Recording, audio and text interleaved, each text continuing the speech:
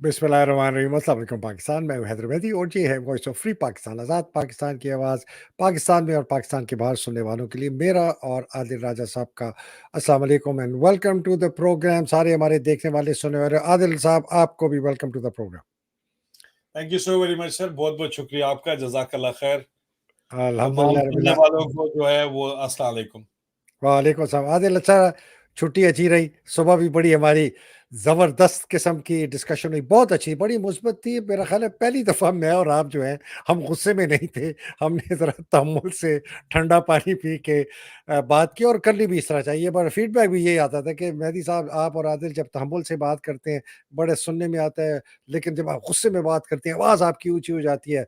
तो वो चलिए ठीक है, समझते हैं कि आपका इमोशन है और आप के साथ जिस तरह की ज़्यादती कर रहे हैं कुछ लोग, तो आपको गुस्सा आता होगा। मैंने कहा नहीं, बात आपकी सही है, बात तहम्मुल से करनी चाहिए, तहज़ीब से भी करनी चाहिए, चाहे आपका बड़े से बड़ा दुश्मन क्यों ना हो।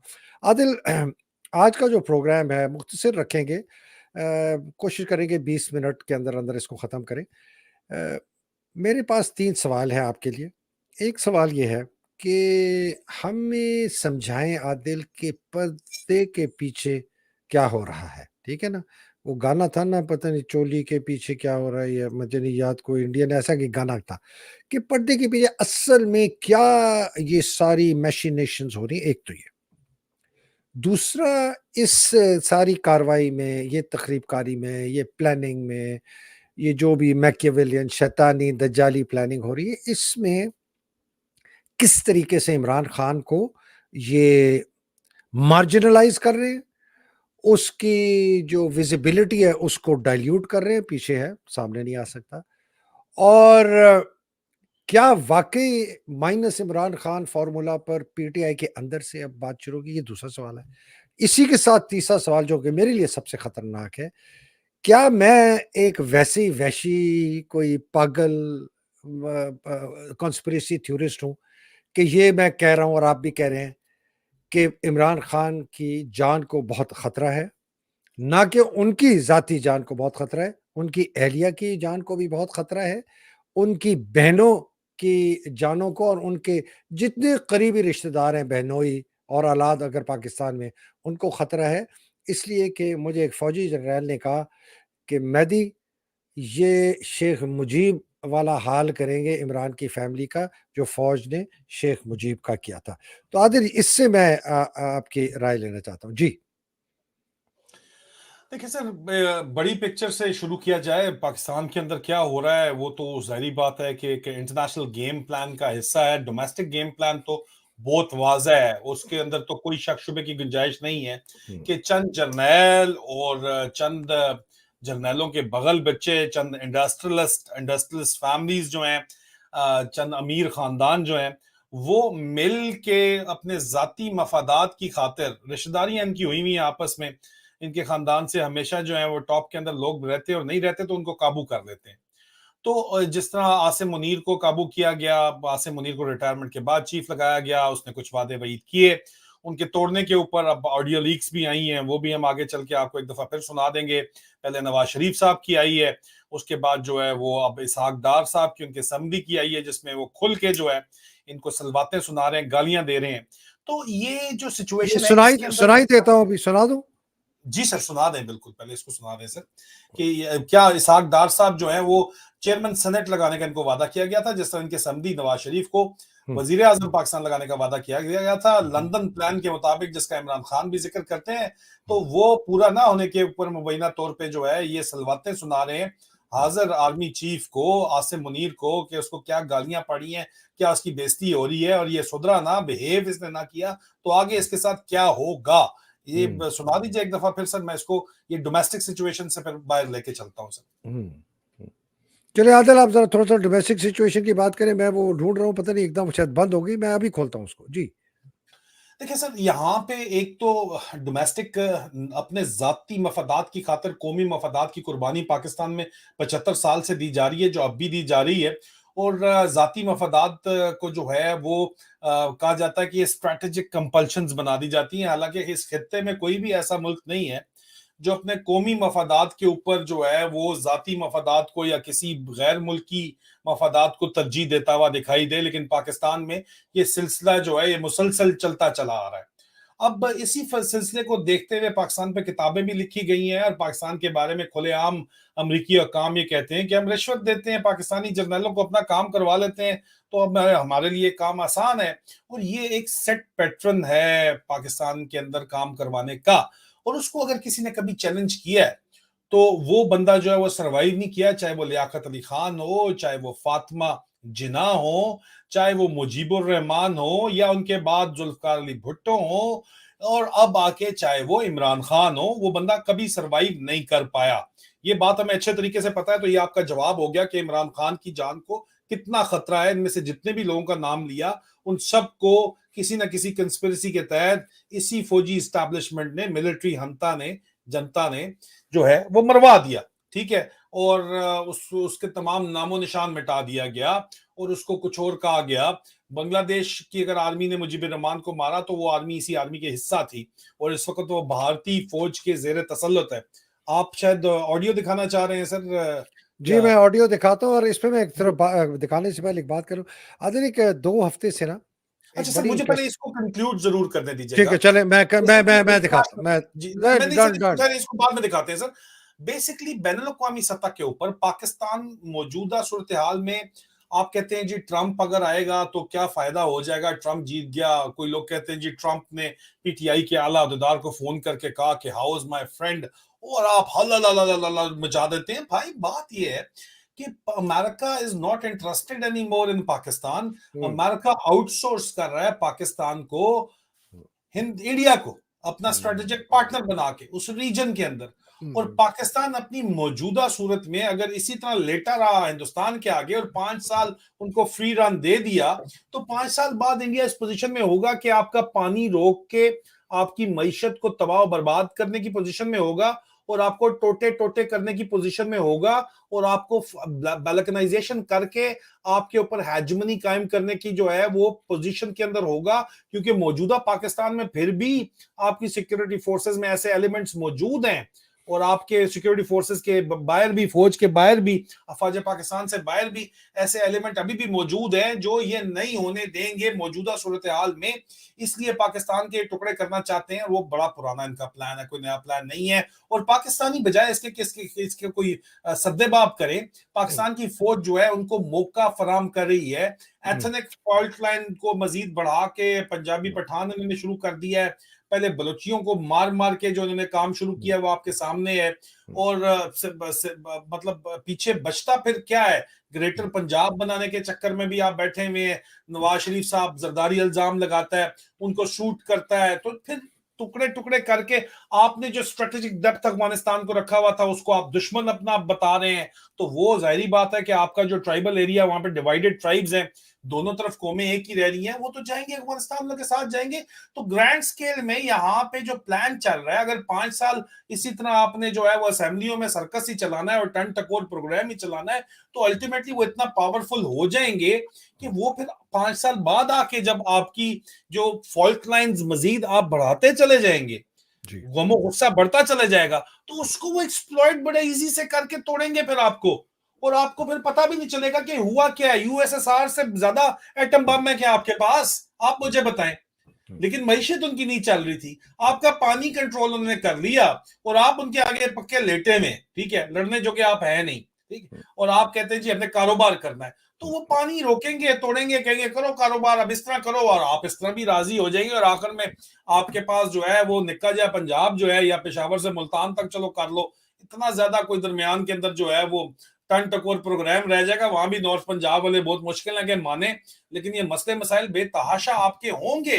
और ये ग्रैंड प्लान जो नजर आ रहा है वो यही नजर आ रहा है कि पाकिस्तान को जो है इस तरीके से कंट्रोल किया जाए कि ठीक। अब ये बात भी सर इसके अंदर बहुत काबिल गौर है कि भाई हिंदुस्तान को इतना पावरफुल क्यों करना है, वो देखना चाहते हैं। बेसिकली हिंदुस्तानी मार्केट को वो बढ़ाना चाहते हैं, और हिंदुस्तानी मार्केट को अपना सामान बेचना चाहते हैं। चाइना भी बेचना चाहता है, बाहर की दुनिया भी बेचना चाहती है, और अभी इस वक्त उनको सूट कर रहा है। आगे चल के जो है वो यहीं से इंसर्जेंसी शुरू करवा के वो हिंदुस्तान को भी डिस्टेबलाइज कर सकते हैं अगर करना चाहें तो।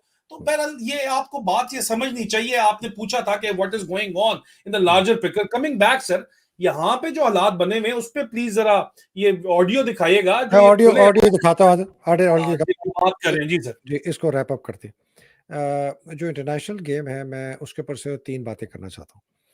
एक बात ये है कि चाइना का मैंने और आपने बहुत दफ़ा हमने बात की थी कि अगर पाकिस्तान 4-5 टुकड़ों में भी हो जाए ना, तो चाइना हर हुकूमत से माइदा करके अपना गवादर तक पहुँचेगा, ठीक है? उसका सेल्फ इंटरेस्ट है।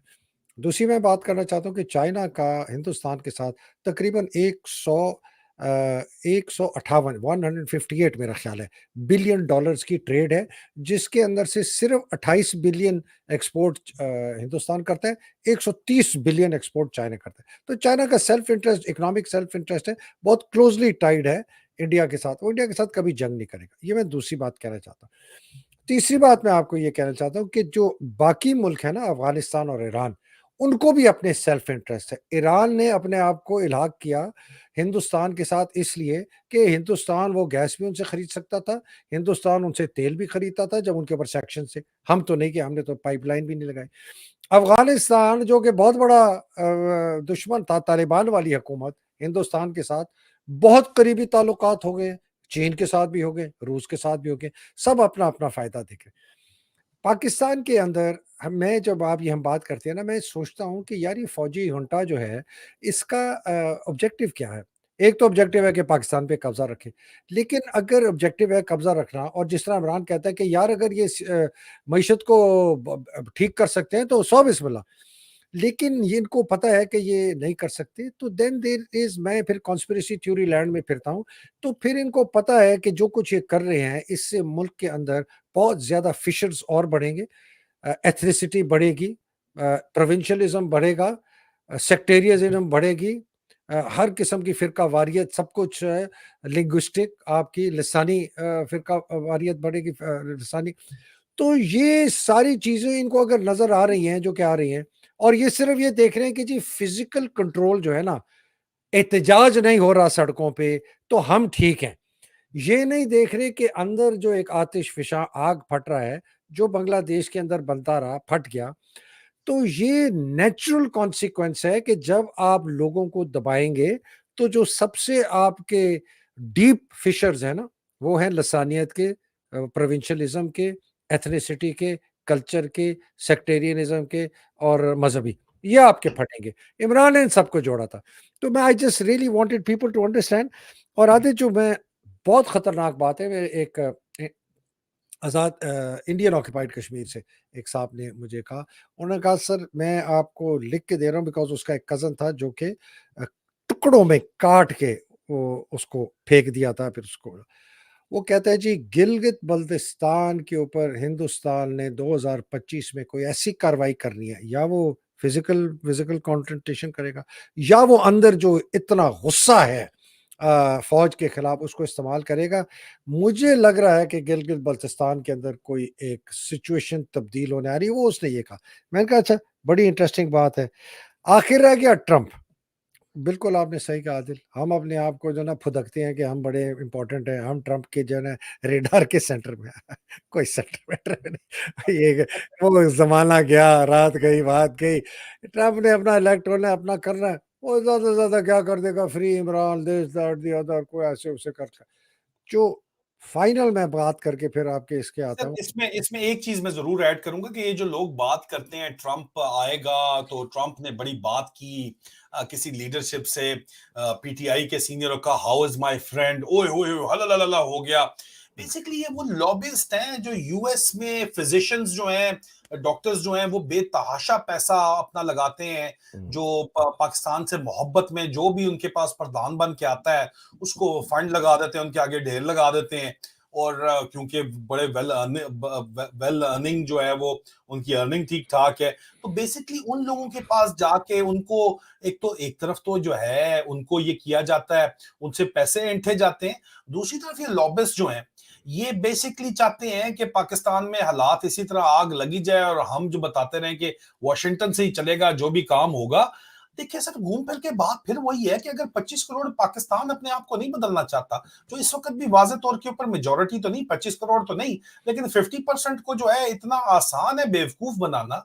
जो आपकी यंग लॉट है, जो जनरेशन बैठी हुई है, उसको इतना आसान है बेवकूफ बनाना। अल्लाह कुछ माफ़। जो है वो सर्कस के शेर दिखा के, सर्कस चला के जो है उनको इतना आसान हो गया है बेवकूफ बनाना कि हुँ, सर ये सारी सिचुएशन जो है वो ज़ाहिर बात है ये खुद नहीं बदलेंगे। अगर हुँ, ये नहीं बदलेंगे तो बाहर वाले ही चलाएंगे। और ये जो लॉबिस्ट अपने नाम पे लॉबिस्ट लेके अपनी जो है मेडिकल मशीनें कारोबार चला रहे हैं, बेसिकली बिलिंग का, कोई कुछ कर रहा है, कोई कुछ कर रहा है, बेसिकली इनको हैवी फंडिंग मिलती है सर। हुँ, हुँ, और हैवी फंडिंग अमेरिकन पाकिस्तानी ही देते हैं।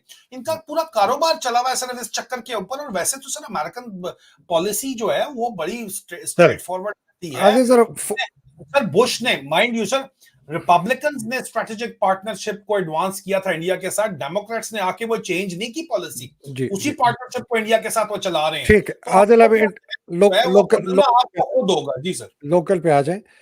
आदिल, एक बहुत बड़ा सवाल बहुत ज़्यादा पूछा जाता है सोशल मीडिया पे, ख़ास तौर पे मेरे और आपके हवाले से।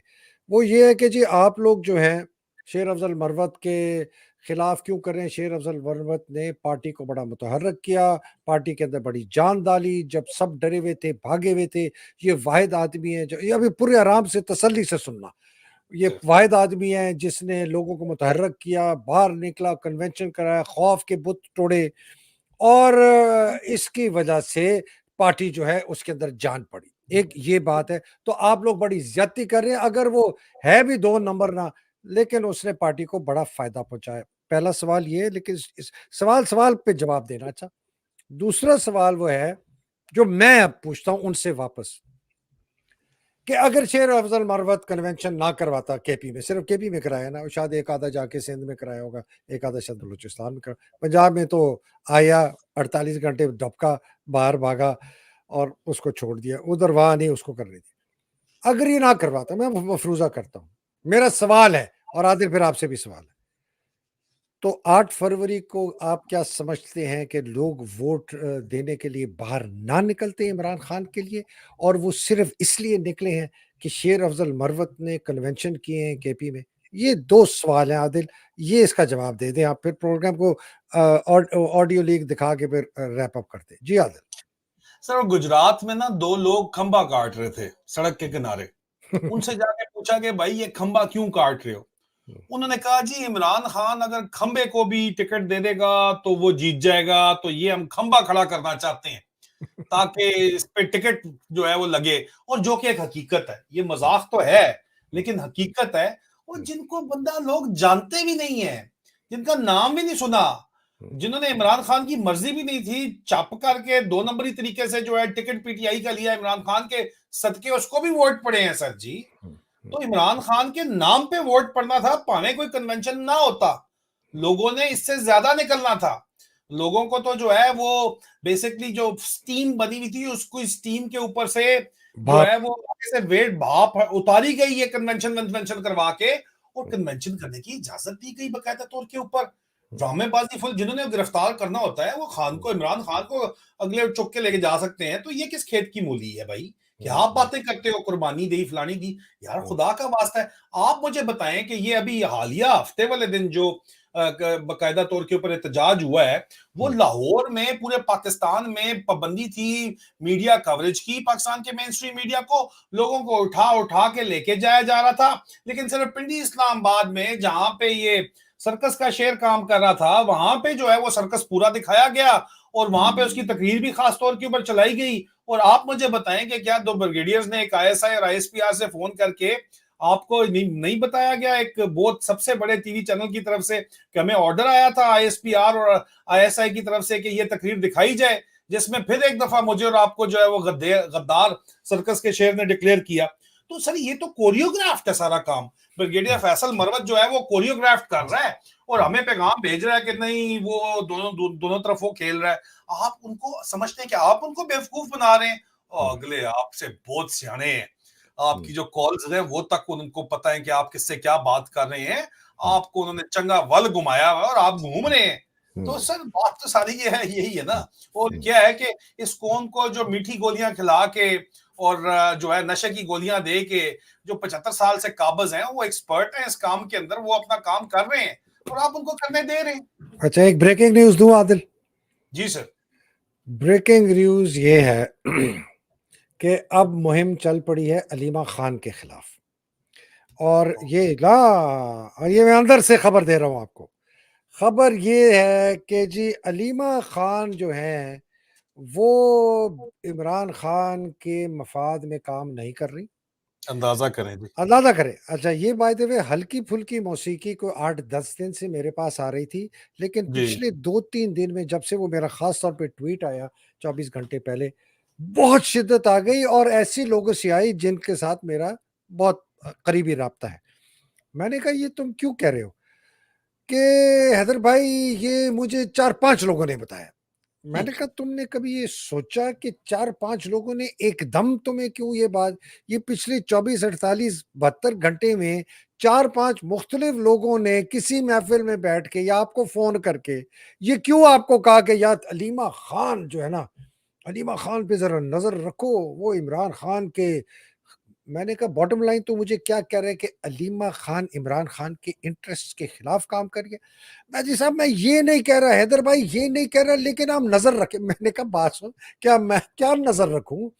आप ये डालना चाहते हैं मेरे दिल में शक कि चूंकि मैं जी बताता हूं, हाँ, कि चूंकि अलीमा खान वाहिद रह गई हैं बाहर इस वक्त जिनको हम बिलीव करते हैं, उनके बयान को believe. Aleema Khan misquote नहीं कर रही आके इमरान खान को बाहर, जी, जिस तरह बाकी सारे कर रहे हैं। अच्छा, ये ना सुन लो, इसको कंप्लीट कर दो।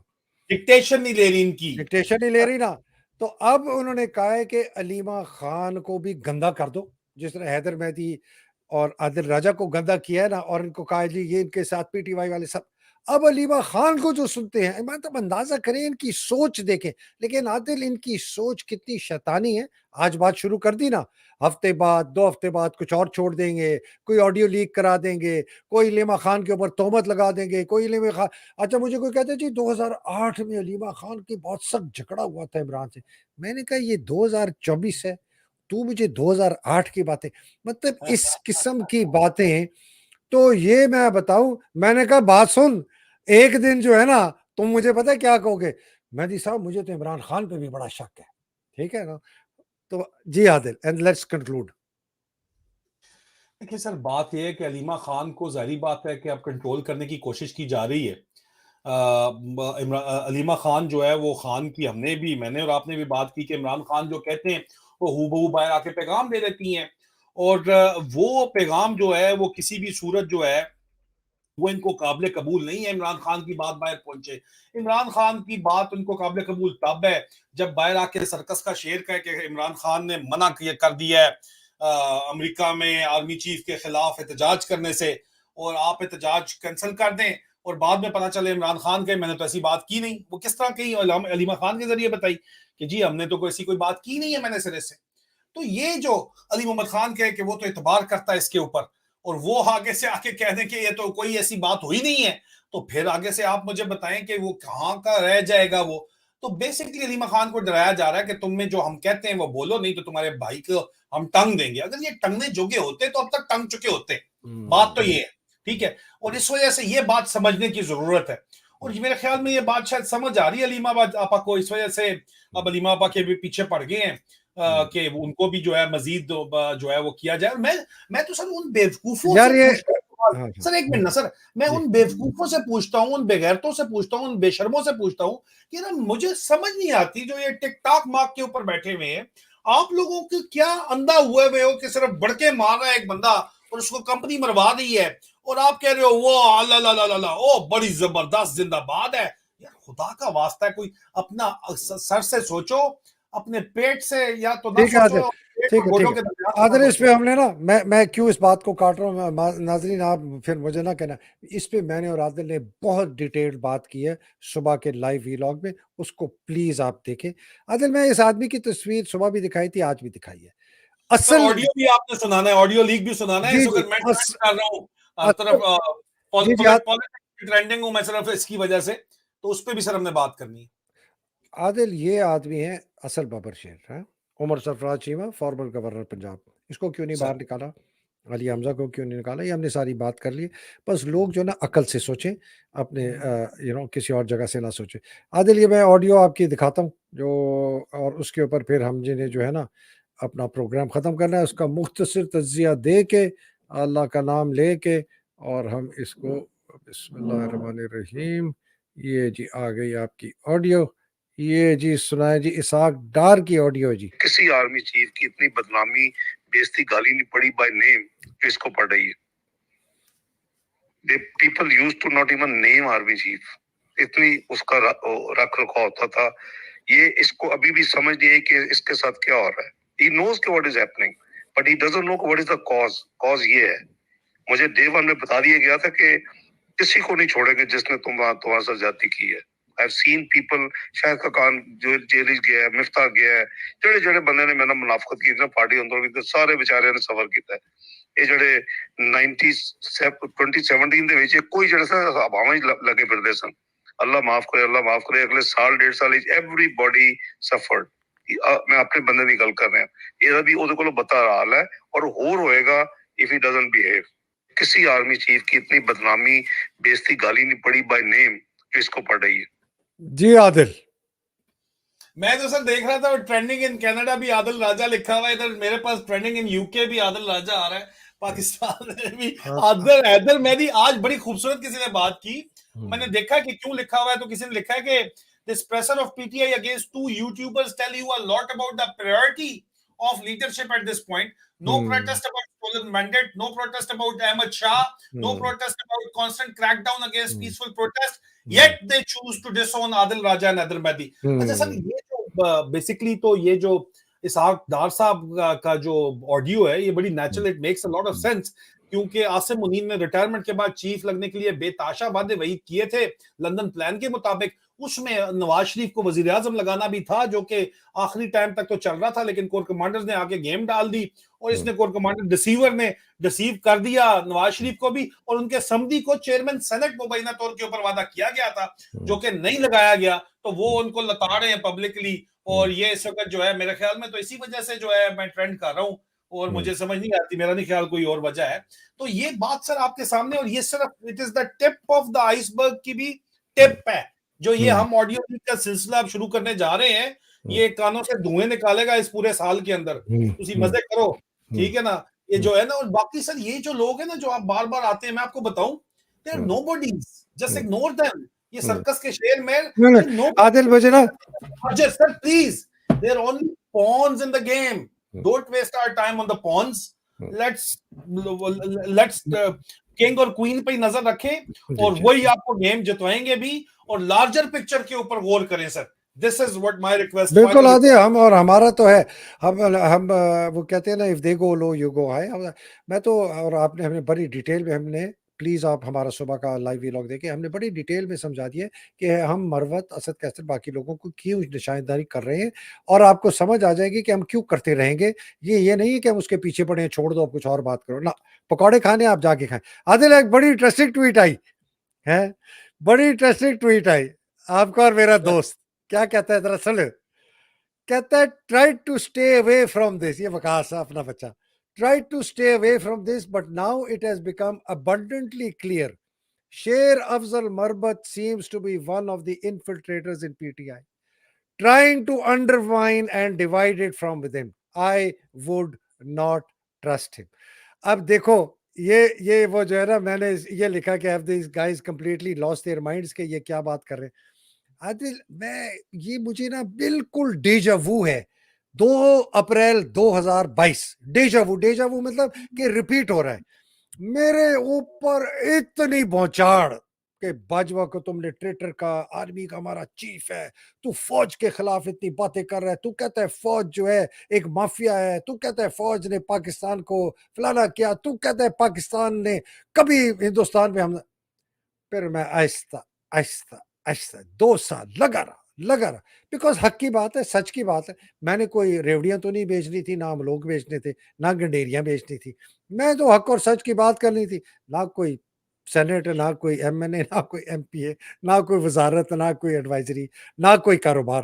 ठीक है, किराए के घर पे रहता हूँ, अभी शायद मुझे डिलीवरियां करनी शुरू कर दें मैट्रेसों की अपने, बिकॉज मेरे पास हालात काफी टाइट है। तो मैं ये कर रहा हूं आदिल कि जब ये वो $2.5 लाख किधर गए सर? सर तो मैं बात ये कर रहा हूं कि वकास जैसे सोचे समझने वाले बंदों को भी ये बात कोई 6 महीने के बाद समझ आई, जो मैं और आपने 4 या 6 महीने पहले अपनी बात करनी शुरू कर दी थी।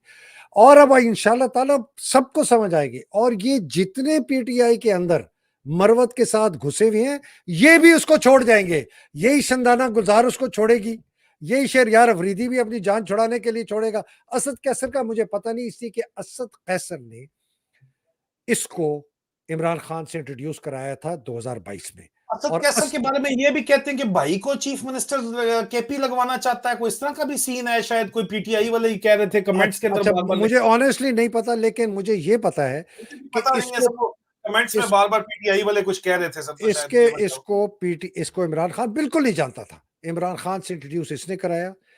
सबको ये पता है कि असद कैसर के और फजल रहमान के बहुत करीबी ताल्लुकात हैं। सुना है कि कोई खानदानी शादी के जरिए भी ताल्लुकात हैं। और ये भी पता है कि सिर्फ सियासी नहीं, बहुत करीबी ताल्लुकात। और असद कैसर ने 2-3 दफा कोशिश की इमरान को मनवाने के लिए कि जी फजल रहमान के साथ कुछ करें। और ये जो मीटिंग की फजल रहमान ने 3 दफा रिक्वेस्ट की कि मेरे से मीटिंग करो और कैमरे शैमरे रखाए।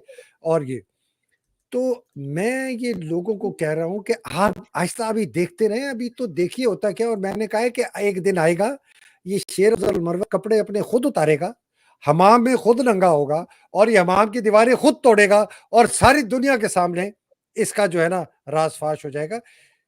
बात सिर्फ एक याद रखें पाकिस्तानियों, शेर अफजल मरवत से बड़ा नुकसान इमरान खान की जान को और पीटीआई को कोई नहीं पहुंचा सकता, और इसके साथ जो लगे हुए लोग हैं। ये बात है। वकास, थैंक यू, आखिर आपको भी, चलो उम्मीद है बाकी भी इसमें शामिल हो जाएंगे। आदिल, इजाजत है। आदिल, बहुत शुक्रिया। अल्लाह ताला आपको हिफ्ज़-ओ-मान में रखे, आपके अहल वयाल को हिफ्ज़ में रखे। पाकिस्तान में जो हकीकी आज़ादी जंग कर रहे हैं, बहुत ज़्यादा जो अंदर करें, उनके साथ तो मैं कहता हूँ कि वो सही जिहादी दलेर हैं, बिकॉज़ बहुत मुसीबतें हैं और बहुत मुसीबतें आने वाली हैं, ये भी मैं आपको बता दूँ। और जो बेचारे कैद में हैं, मुसीबतों में हैं, इमरान खान साहब, उनकी अहलिया, हमारी तैयबा राजा, हमारी आलिया हमज़ा, सॉरी तैयबा तो आ गई हैं बाहर, सनम जावेद, और बेचारी जो ख़वातीन हैं, बेचारा अहमद जो कोमा में पड़ा है। अल्लाह सुब्हानहू तआला इन सब की मुश्किलें इंसान की, इनको आज़ादी मिले कि फलते-फूलते पाकिस्तान में आए, अहमद को शिफ़ाए कामिला अता फरमा। और अल्लाह सुब्हानहू तआला जो शहीद होंगे उनके दर्जात बुलंद करे। और जितने हमारे देखने वाले, सुनने वाले और मुहिब वतन पाकिस्तानी, अल्लाह सुब्हानहू तआला आप सबको हिफ्ज़-ओ-मान में रखे। पाकिस्तान जिंदाबाद, पाकिस्तान पाइंदाबाद। इलाही हम, अस्सलाम वालेकुम, खुदा हाफ़िज़। बहुत शुक्रिया सर। Thank you.